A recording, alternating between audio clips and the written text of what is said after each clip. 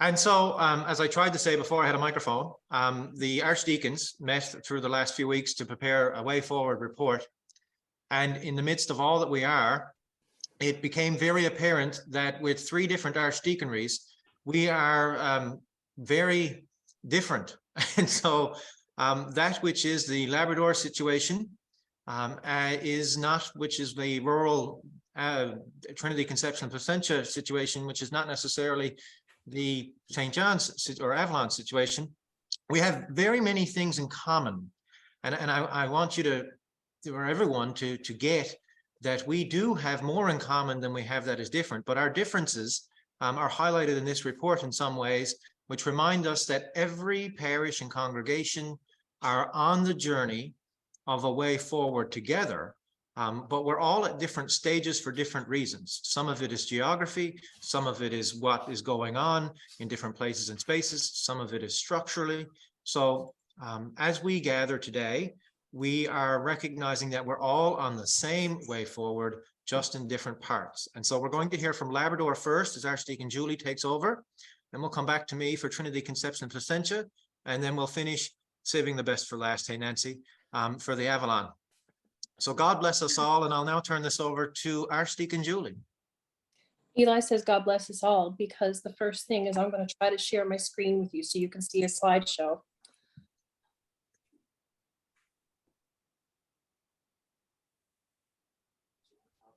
I'm in the middle of my presentation.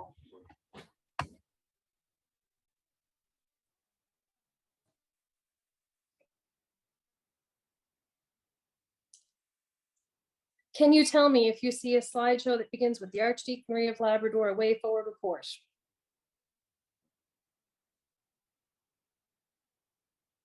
Yes, Julie, we can. Yeah, Hello? we see it now. Yep. Thank you very much. It's almost as great as the reaction I get from my congregation when I say the Lord be with you. So let us begin. The Archdeaconry of Labrador is a group of 4 rectors, among other clergy and licensed lay people who help lead us in worship, in a total of 5 parishes across 14 communities, spanning over more than 1,000 kilometers. Geographically isolated not only from the closest Anglican parishes, we are often separated hundreds of kilometers away from anything at all. A way forward as a document for our diocese is a challenging one and has brought us into deeper conversation about what we say we are and who we truly are in our ministries at every level. In Labrador, while challenging for us too, this document has also served as an affirming one, as we have already been actively involved in reducing infrastructure and sharing ministry projects between both parishes and other denominational groups. For this part of the presentation, I want to give you a picture of where we are geographically in relation to one another in Labrador, to highlight some of the forward-thinking ministries in each of our parishes, and then talk about our immediate focus as an archdeaconry going forward. So we will begin 20 kilometers from the Quebec border in the parish of Labrador West, ministering to the communities of Labrador City and Wabush. You'll see it highlighted by the red cross on the map there. Engaging in many conversations about a way forward over a period of time with then Bishop Jeff Peddle, the parish made the difficult decision to sell their church building in Wabush. The 2 communities now worship together as one, not just in their church building, but in their church building that they share with Carroll United Pastoral Charge in Labrador City.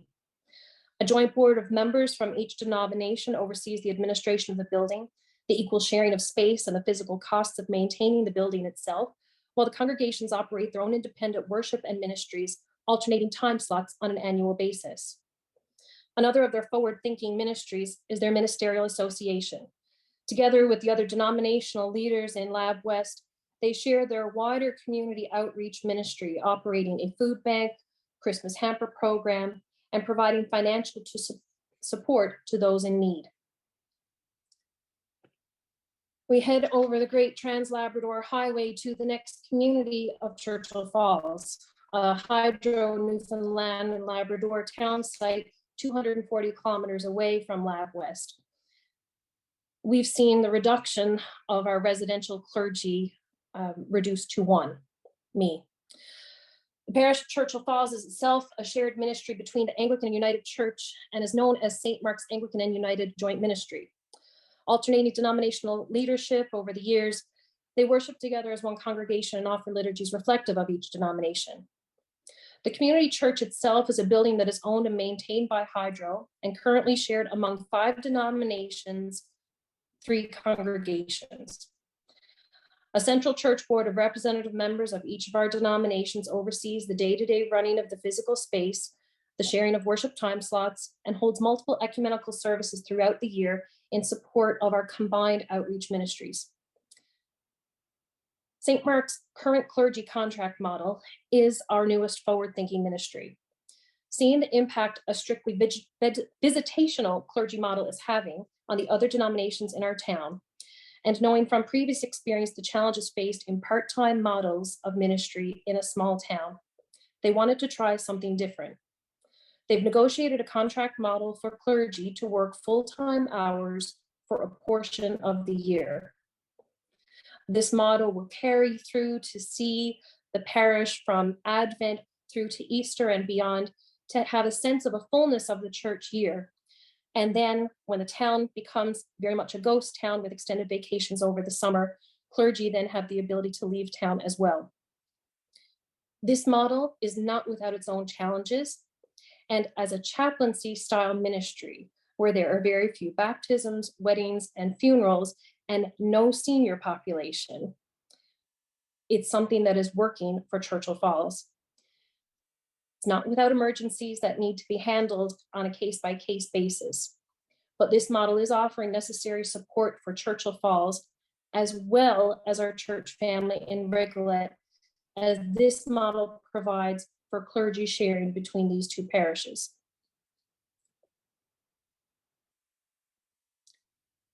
To get to Rigolet from Churchill Falls, you must travel 290 kilometers to the next community of Happy Valley Goose Bay, home of the parish of Lake Melville.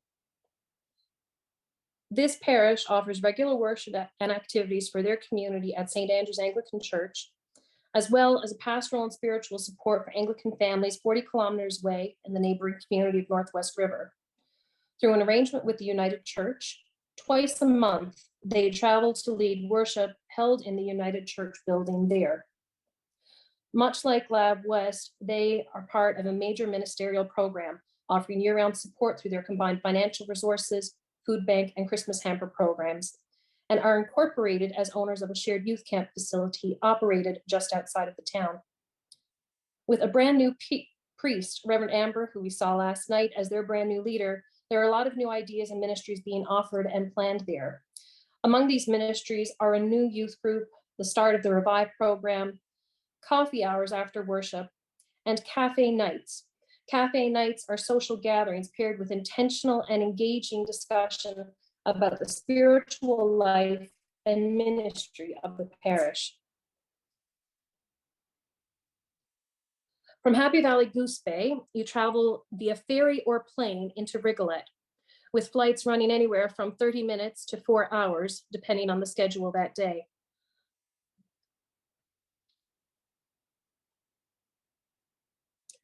I've chosen this picture of their portable altar to represent their congregation, as St. Timothy's was forced to close their church building due to an electrical issue. This has not stopped them. They continue to worship and lead services from a chapel space created and housed in the local seniors building, sharing the cost of that building with them. Through the support of the local community government office, they move essential furnishings into the large community hall for weddings, funerals, and other services as necessary.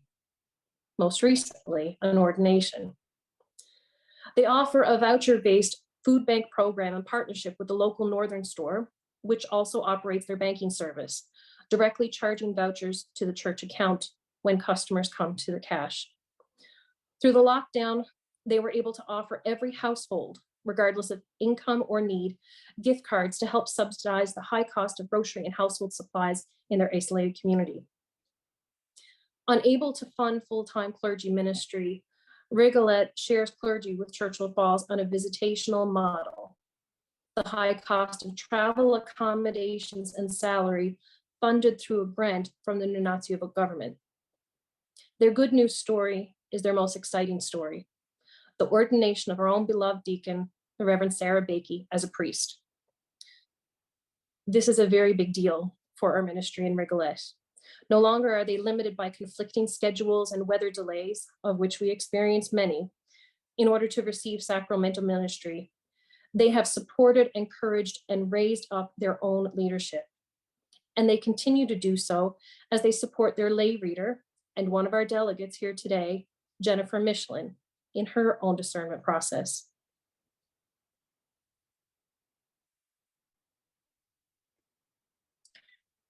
From Happy Valley Goose Bay, we traveled 385 kilometers to Cartwright,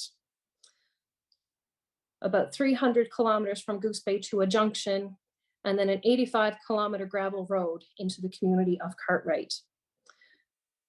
From the rectory there to its farthest point in Lodge Bay, the parish is over 265 kilometers long and serves people of 8 different communities. I've included the name of each community and just an idea of the mileage in red. So as you look at this, you see that from Goose Bay, you drive 300 kilometers on a paved highway. And then the numbers that are in brackets after the name of each community as you travel down the south coast, you see how many additional kilometers are added to the already 300 kilometers. Half of these communities require access off the paved highway via a gravel road. And one community is only accessible by helicopter, which is a government program to replace the ferry service that was once there, or skidoos during the winter.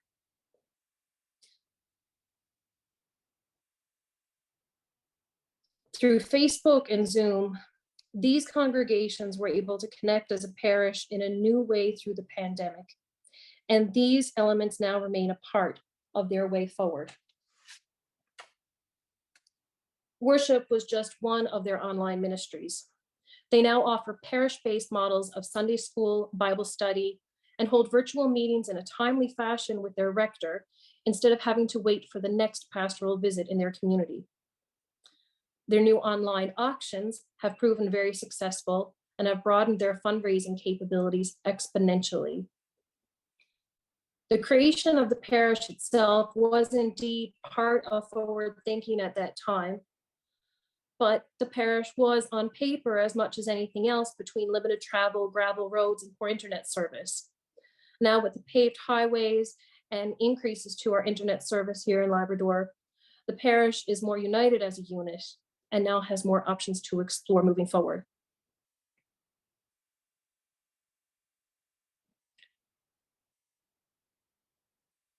After the isolation, we felt the pain of not being able to gather in person as an archdeaconry since 2019 as it happened. And as we are actively re-engaging our parishes in ministry, we wish to do the same as an archdeaconry, to reconnect and reshape our identity together. Our way forward will have a twofold focus. Our spiritual focus will be about connection, modeled from conversations Reverend Amber introduced in her cafe night discussions, asking, how are we connecting with God? How are we connecting with our congregations? And how are we connecting with our communities?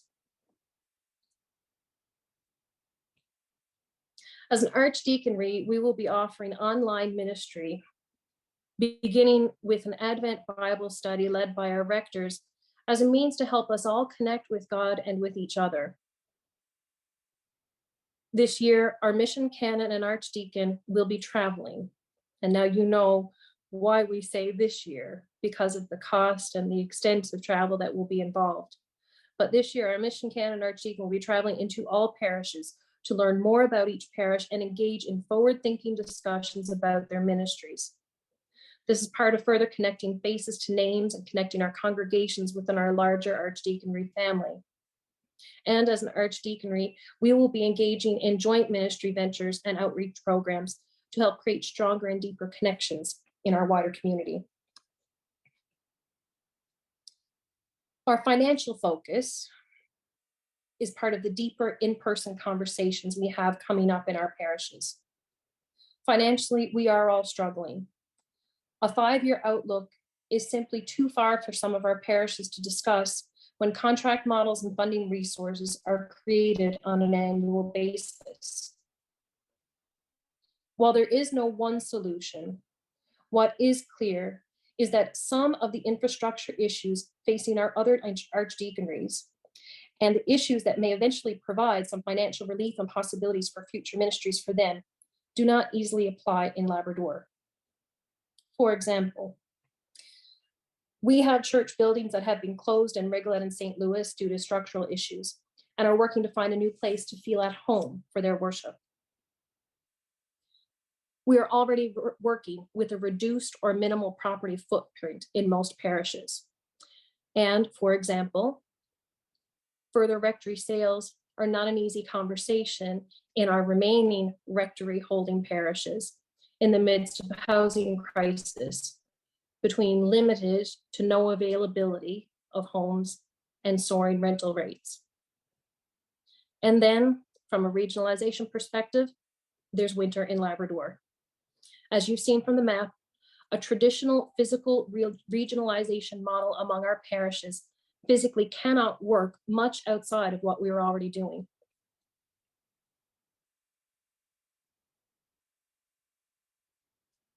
As an archdeaconry, we do not meet a way forward as a document as if it was a terminal diagnosis for our parishes. Just as a doctor can review our medical chart and give us advice to improve our health, God, the great physician, is calling us to examine ourselves, our ministries, and asking us to reconsider how we can better share in the administration of the sacraments, proclaim God's word, bring God's presence into our communities, and share the ministry that is gifted to each and every one of us as the people of God.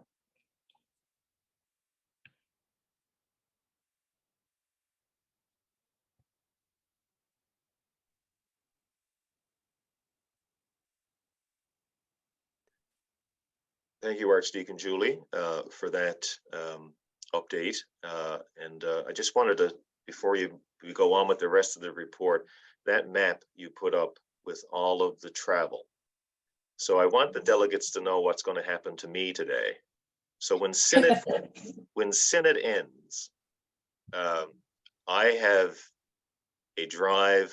Reverend Amber is going to bring me on the highway from Goose Bay, pretty much almost to the Cartwright Junction, where I'll be picked up by Reverend Gail Williams, who will bring me then from that location all the way down to Mary's Harbor Lodge Bay area. It's about a 7-hour drive for us today when we leave Synod. So by the time I get in tonight in Mary's Harbor, that will be essentially half of Labrador that I have traveled across. Just to try to imagine that in terms of the vastness of our diocese. We are at a stage where it's good to see these things, but when you actually do those things, it's more of a joy because you get to see such a beautiful part of our province. I took the drive in June, pretty much from Labrador West all the way to Goose Bay, and then went to Rigolet, which you can only access by plane or boat. But my visit for the next number of days, next week or so, in the parish of Southeast Labrador is going to be quite extensive. The bishop will have in 11 days, I will be doing 10 church services. So just imagine that, 11 days, 10 church services. If I do survive, it'll be a wonderful thing. But I am so looking forward to being in the parish that I started in 24 years ago, in the parish of Southeast Labrador. Anyway, there it is. Thank you, Archdeacon. And I'll turn it over now to Eli.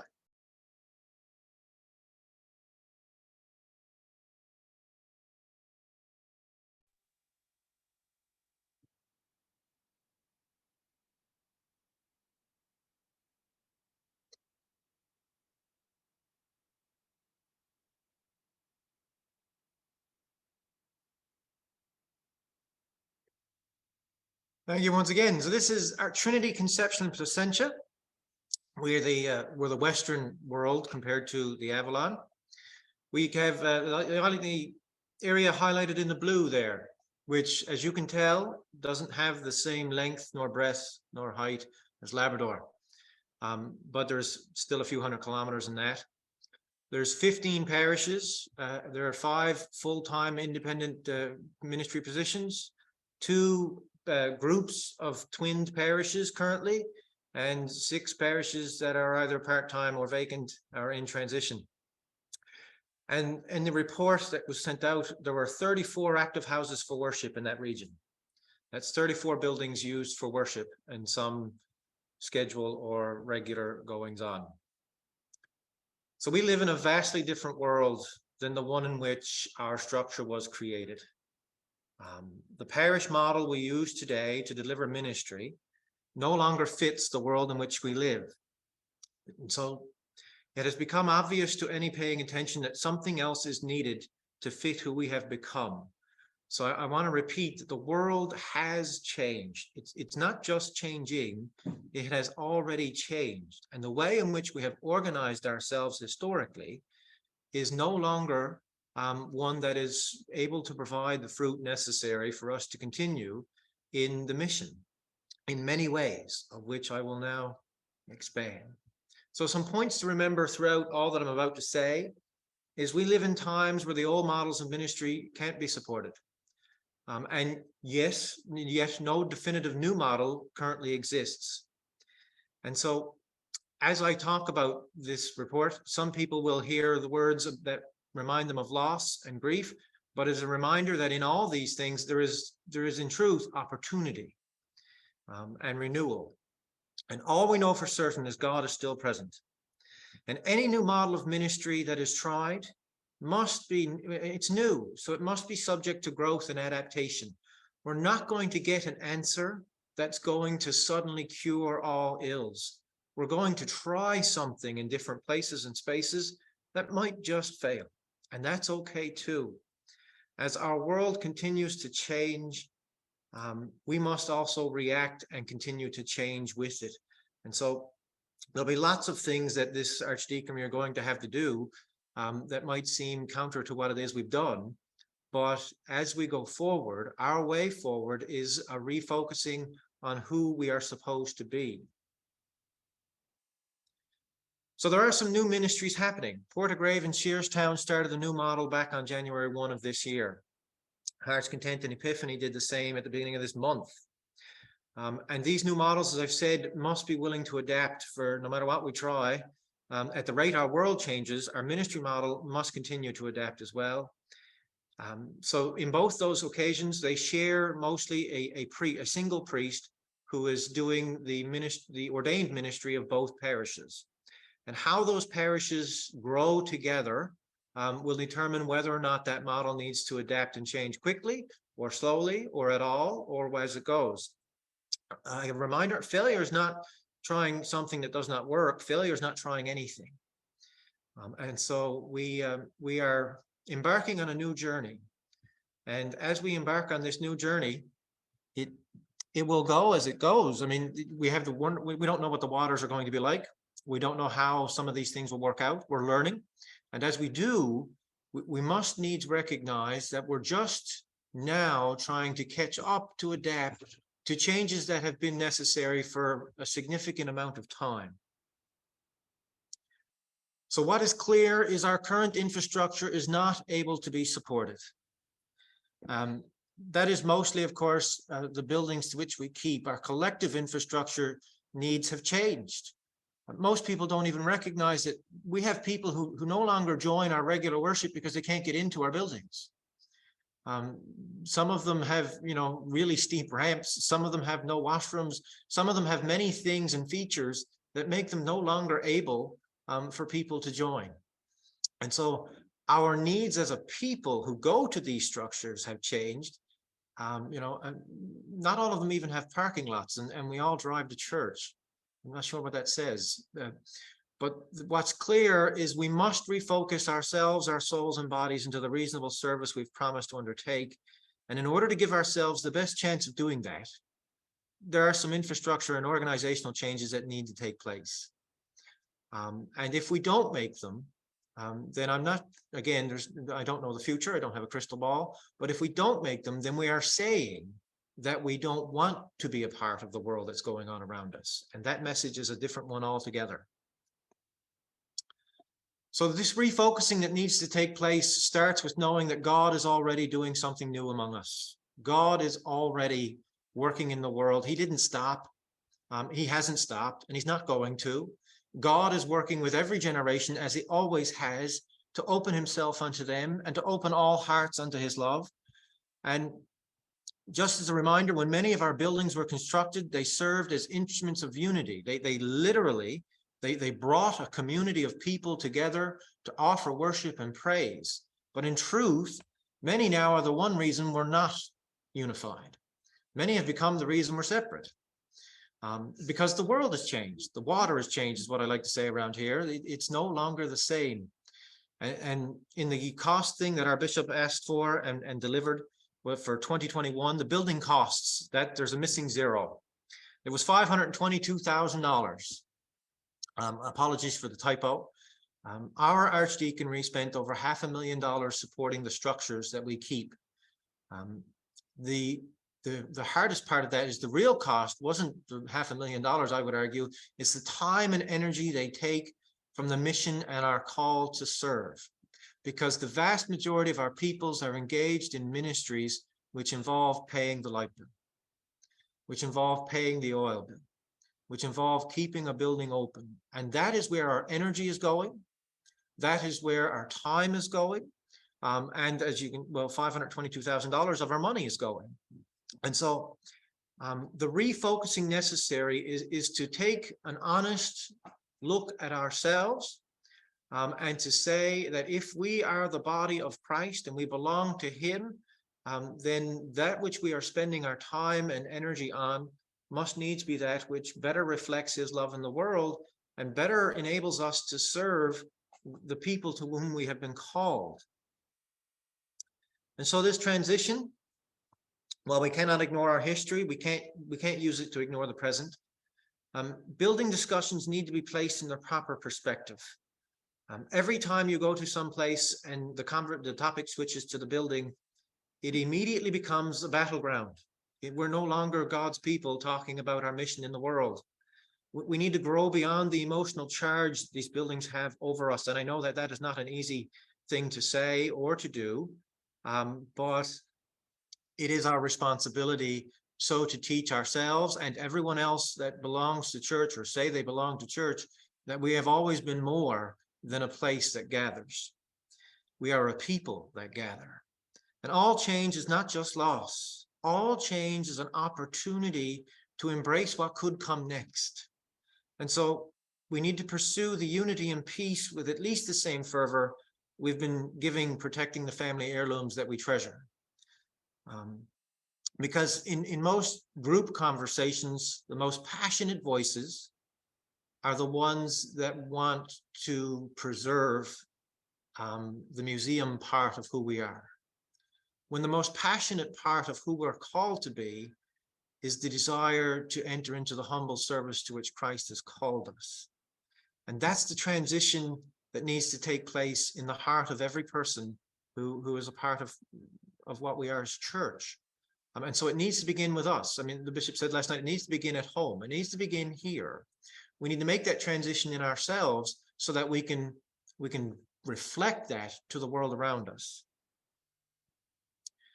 So our goals are looking forward as we're seeking to reflect God's love into the world, because we must needs be the living example of those who cry for opportunities to work together.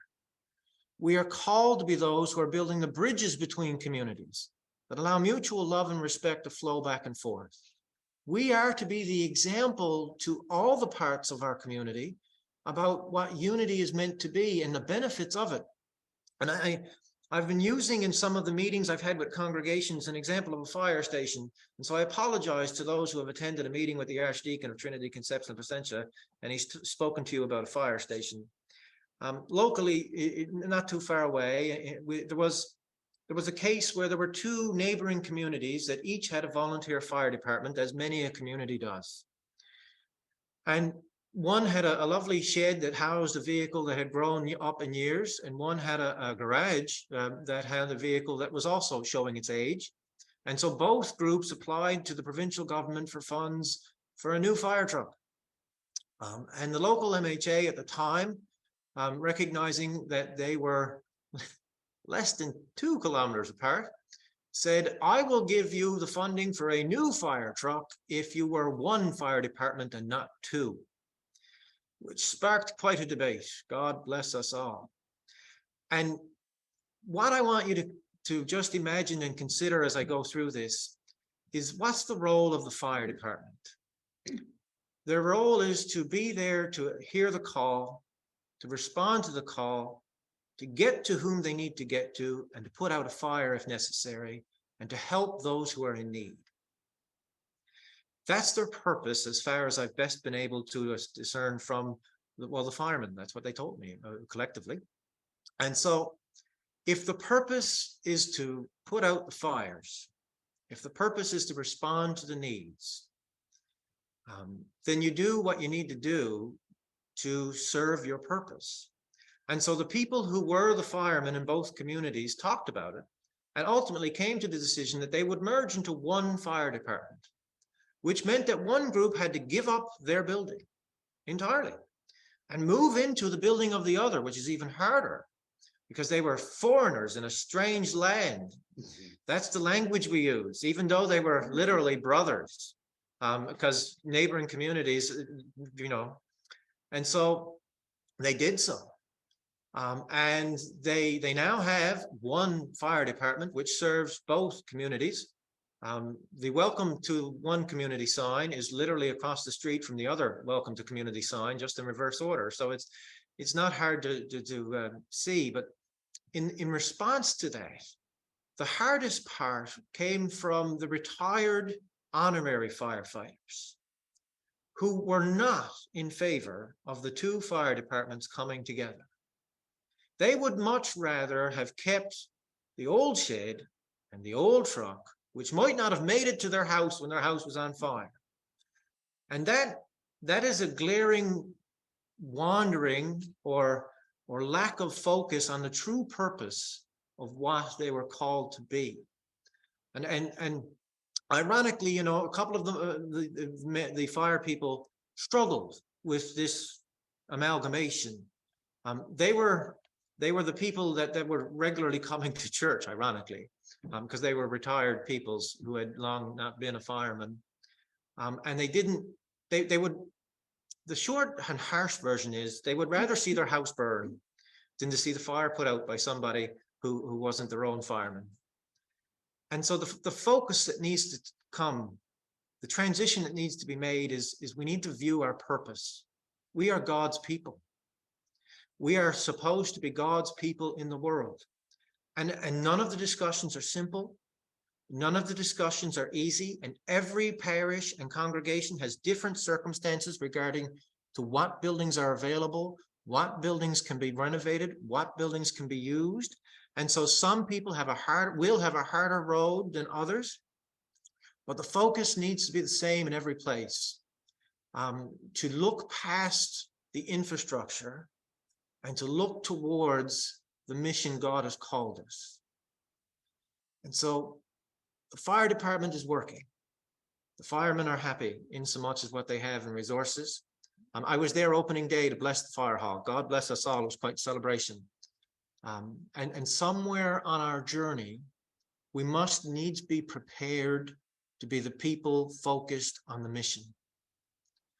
And in this area with 34 church buildings, they have become in many ways an obstacle to the unity to which we are called. And they have become an expense which we can no longer keep in some places. And they have become things that don't help anymore that which we are to be. So as we go forward, it is trying to focus ourselves on the mission so that we can help others focus on the mission. It's trying to become better disciples ourselves so that we can enable others to see what it is that they might also learn to be. And this comes with a warning, and it's called patience. Not only will all options require patience with ourselves and certainly patience for those who choose not to understand, but it's just as important to have patience with the process of change. We will fail, of that I am certain, but we will also learn. And then we're going to try something else, because all new options will need to be tweaked. All will need to be changed. All will need to adapt. Some may need to be completely overhauled, even in the midst of trying to implement it, because every situation will continue to change. And every plan that starts in 2022 will be looked at again in 2023, because the world around us will be different again. I've been telling my people for a very long time, I'm not the same young fellow that came to this parish 14 years ago. I have pictures that prove that I'm not, because he had a lot less gray hair and he had a lot more of the hair that he did have. But in all that, physical aside, there's 14 years of growth in there, I hope. And I tell people, God's not finished with me yet, praise the Lord, because as the world continues to grow, so do all of the people within it in some way. And so we must need to be patient. Every situation will continue to change, and we need to become people who are ready, willing, and able to adapt to the way in which the world is. And so another complication in our way forward is ordained ministry. In addition to this, we are entering a time when the availability of ordained clergy is waning. There aren't as many of us around as there used to be. We are fewer in number, and we end up usually asking more of them in our times of decline, because they're asked to take up the ministries that lay people are no longer engaging in. And so part of our transition is transitioning into an area where we're re-engaging our lay ministry to retake up some of the ministries they used to have, and to re-energize in the ministries they might never have had before. And so I would again say that this is not just sad or tragic news. This is an exciting time. This is a time where we're going to be doing things in a different and new ways.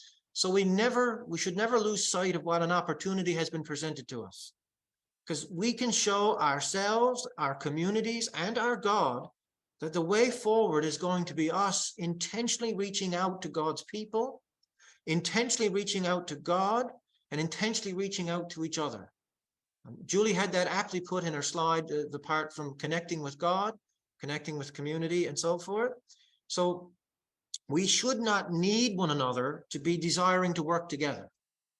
Now, as it turns out, we do need one another, but that shouldn't be the impetus for the change. So let us embrace our new way forward together in the love and the joy that the Father continues to bless us in.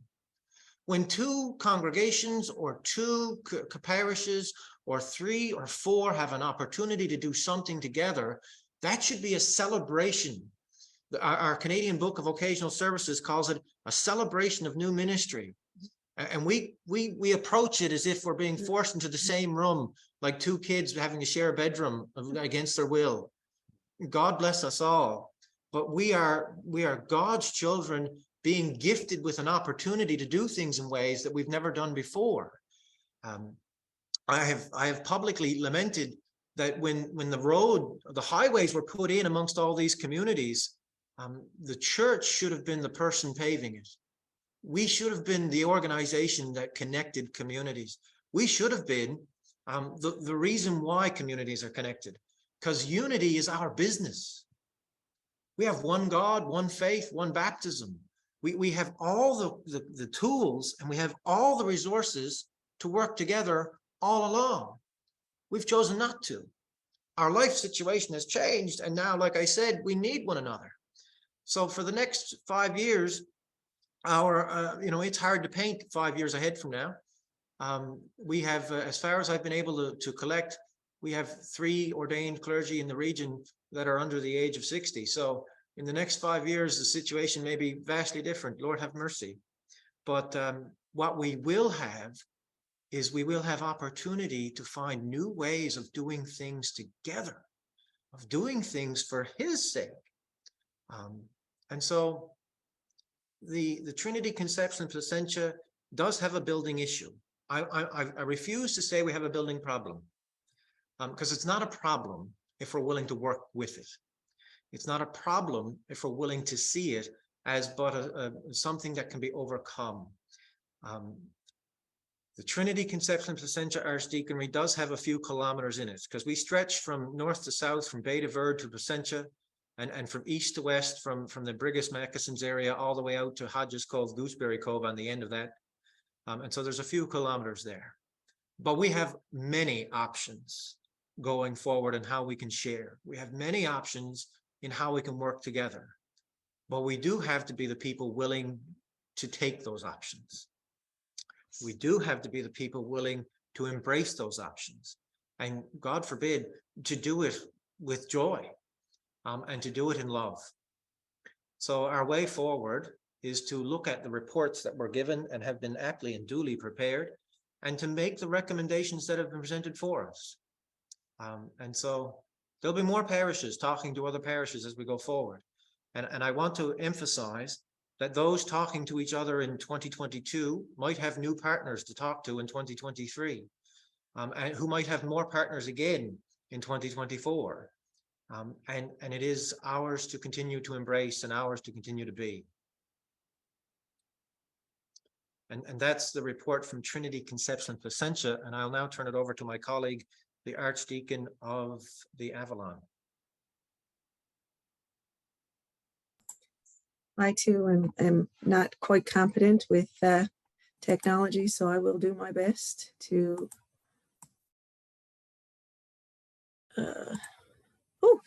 Worked first try. So my name is Nancy March, and I'm the Mission Archdeacon for Avalon. And this is the update that I've prepared for us today.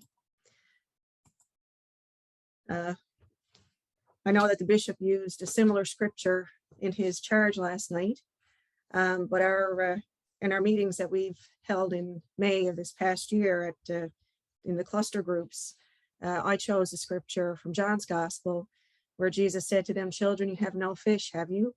They answered him, "No." And he said to them, "Cast the net to the right side of the boat, and you will find some." So they cast it, and now they were not able to haul it in because there were so many fish. And I use that as my preamble as we jump into looking at the Surviving or Thriving document from 2018, as well as the Way Forward, a Way Forward document from 2022. And we all know that these are our guiding documents. They were passed and endorsed at both synods. And I believe that they have the opportunity for all parishes to prepare the church for the future. One of my concerns is, though, if the leadership in each parish is not fully on board with supporting these documents, if we are the ones setting the tone saying it's really, really good or it's really, really bad, our parishes are going to buy into whatever we are promoting. And I'm not confident that all of the leadership in the parishes have read, reviewed, and assessed those documents, and to make sure that they are part of the moving forward process in this particular archdeaconry. And in one of the books that I've read called Fishing Tips, the author is quoted as saying, "We are so accustomed to doing things the way we've always done them, often blindly assuming that our way is the only way." And what I found even in post-COVID, many are wanting to get back to how things used to be done pre-COVID, and not really looking into a way forward as a means to progress past the COVID pandemic.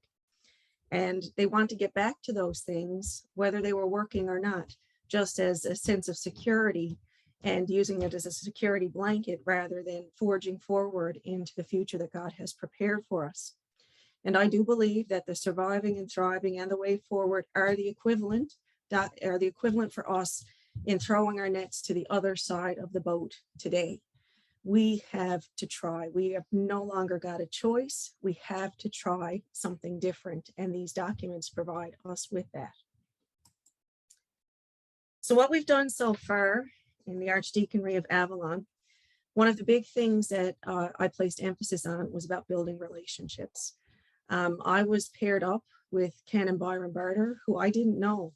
And we were charged to work together, but we needed to get to know each other first before we could build up that relationship to be able to work together effectively.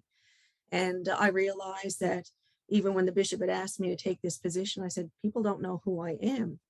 And many of the clergy in our archdeaconry were in the same boat. We didn't know who each other were. And how do we work together if we don't know each other? So what we've been intentional about is building those relationships.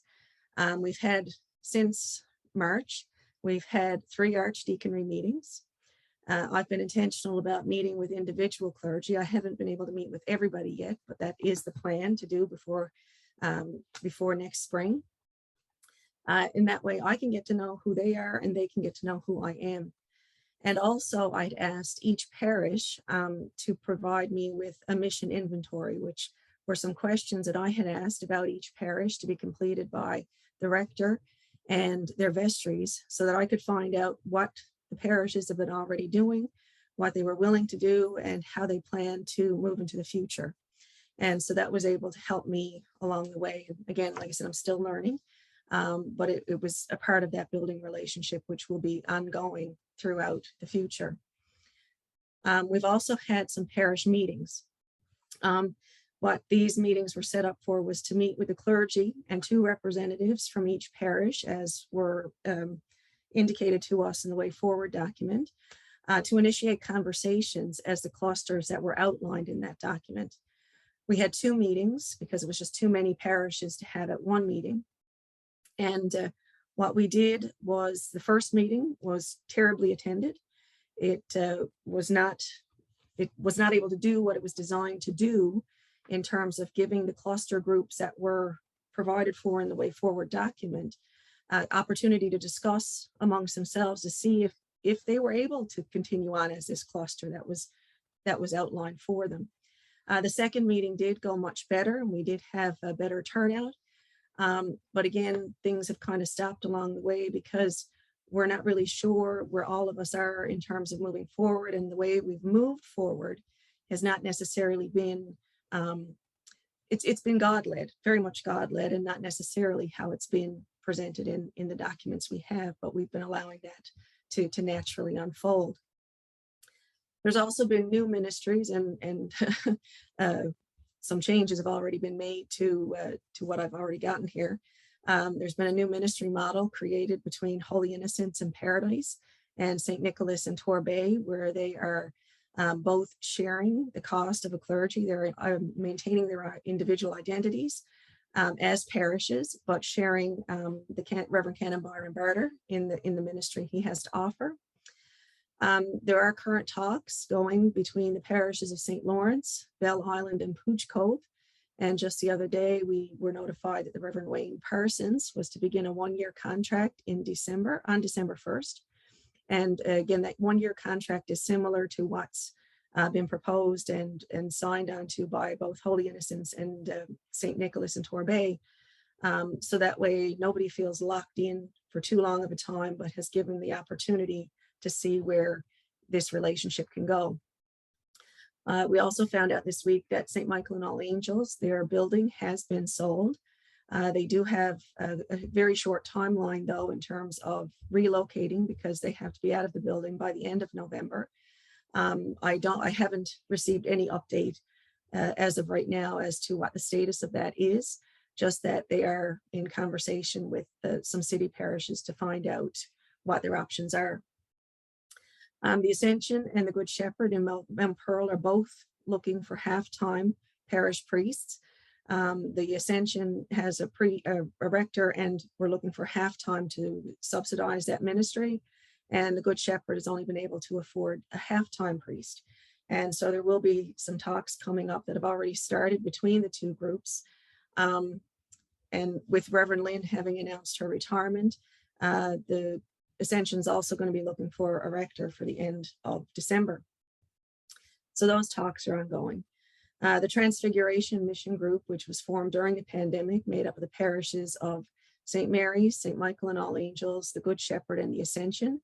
We do continue to meet regularly in support of each other in ministry, and we are planning a joint confirmation program as a way to show unity amongst us all. And there have also been discussions about joint Lenten projects for some of the city parishes. and a return to pub theology.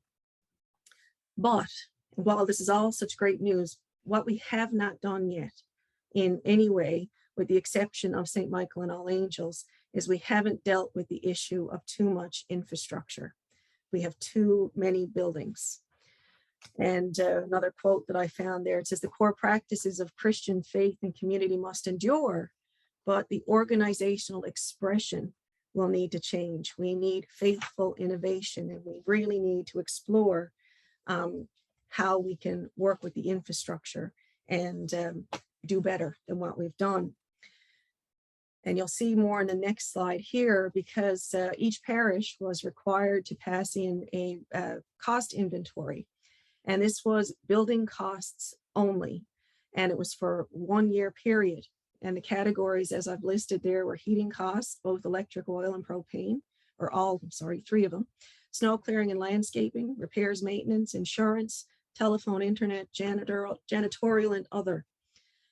Of the 19 parishes in the Avalon Archdeaconry, what the annual building expenses were reported just for the building. The oil companies got $343,000. Snow clearing and grass cutting got $111,000. Repairs and maintenance on these buildings was close to $160,000. Insurance on all of these buildings was $170,000. Telephone and internet, $47,000, almost $48,000. Janitorial costs to have buildings just cleaned was $62,000, almost $63,000. And other expenses added up to $23,000.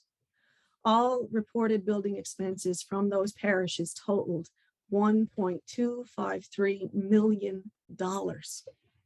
And I've got to question, and I offer the question for you to consider as well, is this the mission of God's church? Could it be that the Spirit of God is calling the church to stop trying to save itself in the form of its infrastructure and instead join God in saving the world? Could pouring out itself for the good of the world be the only way for the church to save its own soul? Just look at those numbers. They're astounding on what we spend on buildings. Now, in the parish sustainability principle, which was discussed in the way forward and based on the Constitution, we could call ourselves parishes if we were able to pay the cost of the cleric, pay assessment and employee benefits, and be in no arrears.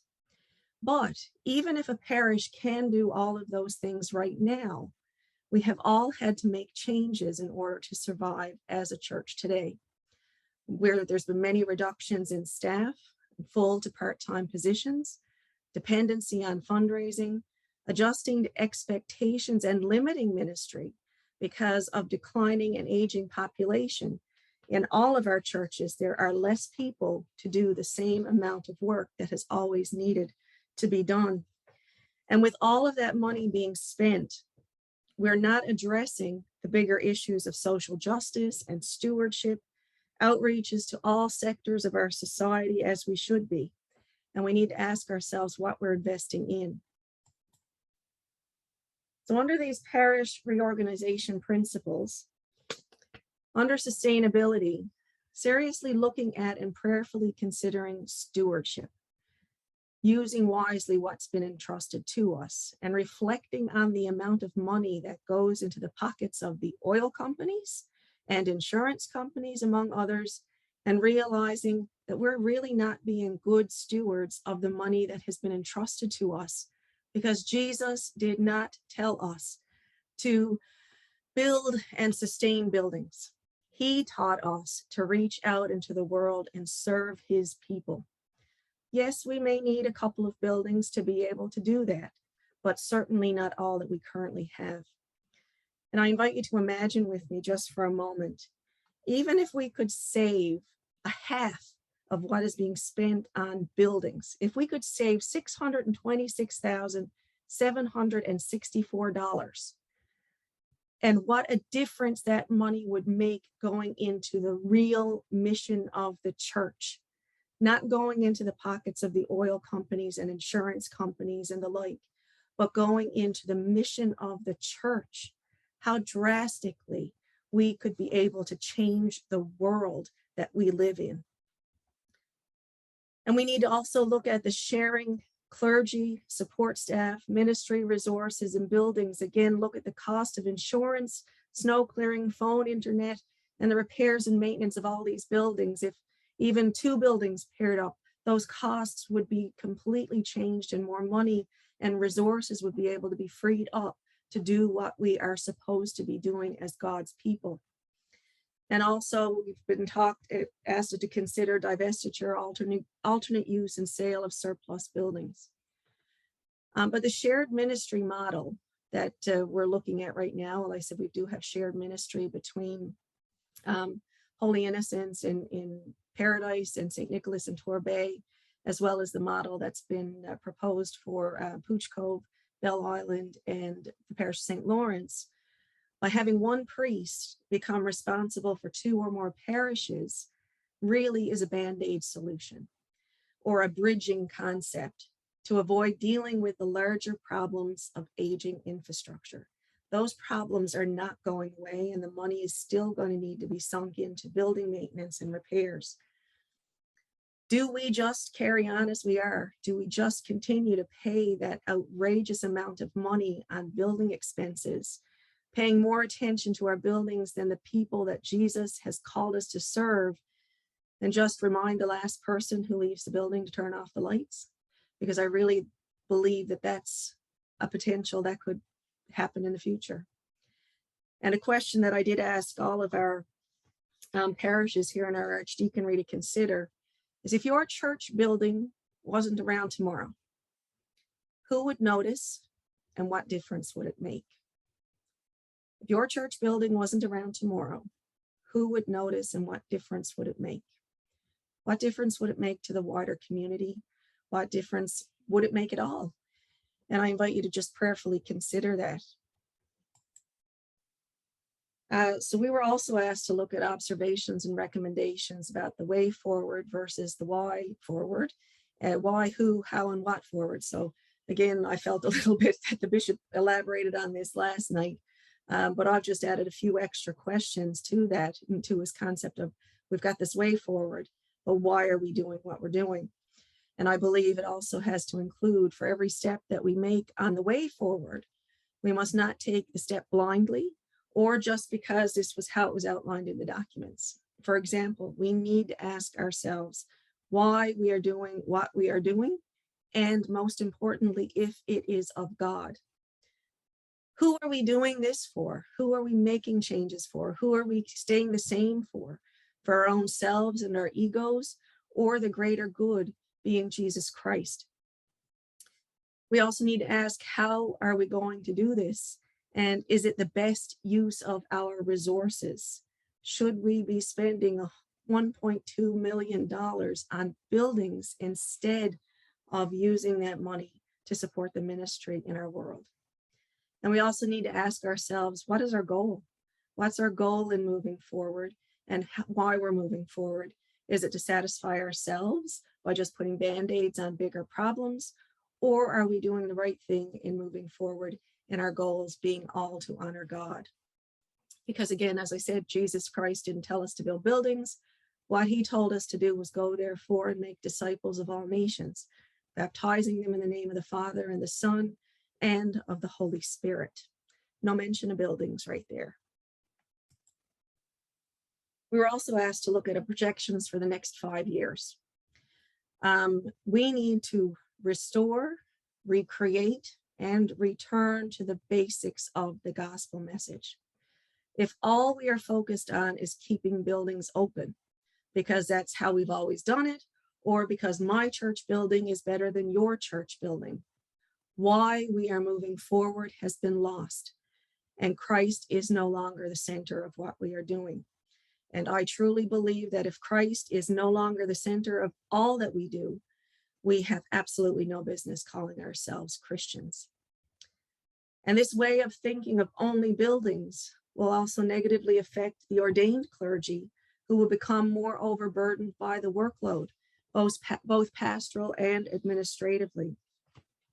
As Archdeacon Eli referred to, there are not a lot of ordained clergy left to serve all the areas that we've been asked to serve. But also the pay scale is different here in the Eastern Diocese versus Central and Western, where the Central and Western Diocese offer more stipend to their clergy. So trying to attract clergy into this area is also a challenge. The number of clergy are dwindling due to retirement and fewer people looking to be ordained to replace them. And again, like I said, the replacement or the difference in the pay scales affects the ability to attract new clergy. And if we do not make any changes or follow any of the recommendations of the Surviving or Thriving and Way Forward documents, I question in 5 years' time what's going to be left. If no changes are made, we will remain curators of a dying museum and not faithful followers of Christ. The way forward demands that we put down or let go of all that is not of Christ. And the why forward requires us to take up the way of Christ, to give our great Anglican Church the future. Will it be easy? Absolutely not. As Archdeacon Eli said, we'll try and we'll fail and we'll try and we'll fail and we'll try and we'll fail, but we'll get to the place where we need to be. We will be faithful in our trying and eventually in our succeeding. And we certainly can do it because we know that Christ is with us, and with him, everything is possible. And one of my favorite passages of scripture that I conclude with is from Jeremiah. I alone know the plans I have for you, plans to bring you prosperity and not disaster, plans to bring about the future you hope for. Then you will call to me, you will come and pray to me, and I will answer you. You will seek me and you will find me because you will seek me with all of your heart. Only when we focus our attention fully on what Christ is calling us to do will we be successful. I pray that we all continue in that journey and will be able to look further than our buildings to truly follow Christ. And I can only imagine what will happen if we try. Thank you. And so in summary, the three archdeaconries are different, but they share the most important thing in common. There is one God. The God of Labrador and the God of Trinity Conception Placentia and the God of the rest of the Avalon is the same God. And while we might make fun or light of the fact that some congregations will say that that crowd and this crowd and those types of terminology the bishop mentioned last night, as we often refer to St. John's that way in a very negative way, we are one family. We are one people. And we have but one purpose, to receive the abundant blessing of God's love and to reflect it into the world around us. So the way forward, the logistics will be different in each place, and many things may have to be laid down. But the one thing that will be taken up is the glory of God. And so as we go forward, our prayer continuously is that we will all take the refocusing, the returning, the recreating, the reimagining, and the renewing of our commitment to be the people of God. And so in his name, we will pray that we will continue to gather and we will continue to offer all that we are for his sake. Thank you.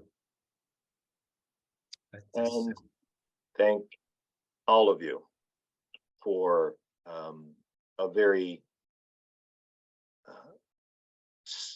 what's the right word? I'm not going to say stark, a realistic report, a report that essentially is a mirror, because we're only telling ourselves what we already have told ourselves, that this is us, and the way in which we are able to be God's church is going to be constantly changing, and it always has been changing. In our history, we were one diocese. We were a diocese of Newfoundland and Bermuda, and that was done for a period of time. And then we changed, and then we went to 3 dioceses, and that is changing. But God has always been faithful.